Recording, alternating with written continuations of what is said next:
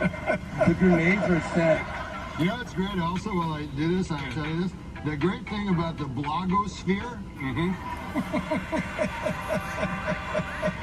Well, the great thing is this, that you have friends, you see what I mean? Now, on the computer, I have about 160,000 friends. Oh. In real life, I have 2. But I actually like my friends on the blogosphere here, because this is the thing. Like, they can go like in real life, right? Your friends will go, hey, my grand... I obviously don't know how to use grenades fully yet. Please tell me this is. Is that good? No! Oh my god. Fuck. I got felted so bad. Yeah, grenades, I get what you were saying now. That you could accidentally, easily fucking get felted. Fair enough. Okay, I get what you're saying and why you have to be careful with them, because if you have them equipped, you just felt everything, sure. Okay, I believe you now. I have no idea what this game is playing looks There's like. flexibility, right? Let me heal up first before I felt myself again. Alright, well. Alright, we're gonna go, let's just go fucking build.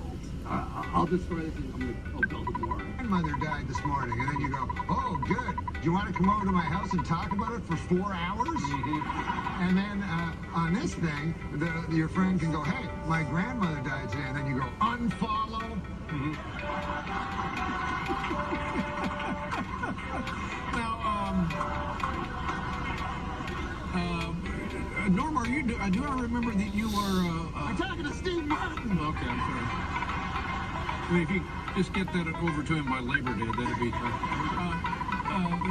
do you still gamble? Somebody told me that you... Did you... Or did we know... Yeah, I used to gamble. You don't gamble anymore? Don't gamble anymore. Was it a problem? Was it going to be a problem? Yeah, it got to be a problem, man. And then I tried to do it smart. Every time I tried to do it smart, a bad thing would happen, you know? What do you mean?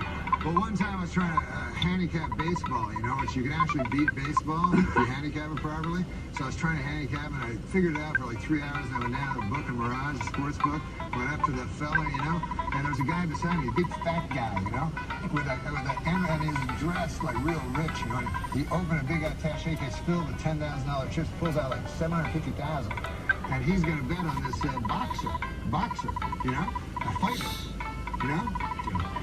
And it was a 4-to-1 underdog. So I said, I'm not going to bet my baseball bet. I'll just bet on this 4-to-1 underdog, you know? Yeah, because this guy must know something. He's probably in the mafia. So I go and watch the boxing match, Dave, and the guy, my guy that I bet on, gets knocked out in 25 seconds. That's me. So I go back to the book. I go, what, that guy from the mafia? What? He goes, that guy's not from the mafia. He goes, that's old long shot Louis. He's a rich guy who loves long shots. Well, there's just no winning, is there? No, there's no winning. Nobody ever wins. This sports show with Norm MacDonald premieres, you know, it's my birthday, April 12th. I saw it this afternoon. Yeah, Very funny show, and I think it's going to be a huge hit for You you. want to hear a sports joke? Yeah. Oh, you like racing cars, right? How about that Daytona 500? How about that kid that won? How old was he? Like 20? Yeah. He raced all around. You know why he went so fast, apparently?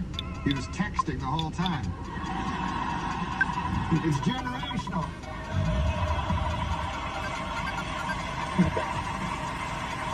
The show premieres April 12th on Comedy Central. Sports show with Norm MacDonald. Great pleasure to see you. How old are you? 2 years. I'm Dr. C.C. Sabathia, ladies and gentlemen. I live at 56 between 8th and Broadway. Okay, and what's your phone number? Just give me 7 digits. All right. What, your neighbors nice people? The people that live around here? Great people. Every day I meet somebody new, you know. This city's great because of the neighborly people, you know. Beauty. I did meet one neighbor, interesting story, you know, that this guy, he just moved in, you know, next door to me. So I'm always one to meet the neighbors. You like to chat with the neighbors, yeah? Because, you know, so I went over to the guy, knocked on the door next door to where I live, and I say to the guy, I said, hey, I'm your new neighbor, you know, and I said, good to see you, you know, nice to run into you, you know, welcome to the neighborhood, you know.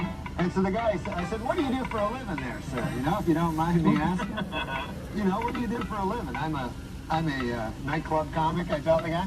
So he says to me, he says, I work down at the University of Science there. He says, I'll do something That's a good school, by the way. I can't remember the exact place. Sure. He says, I don't know if you can I'm a professor of logic.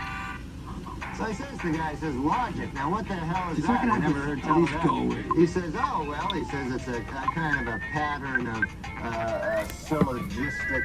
Well, he says it's hard to explain. He says, why don't I give you an example?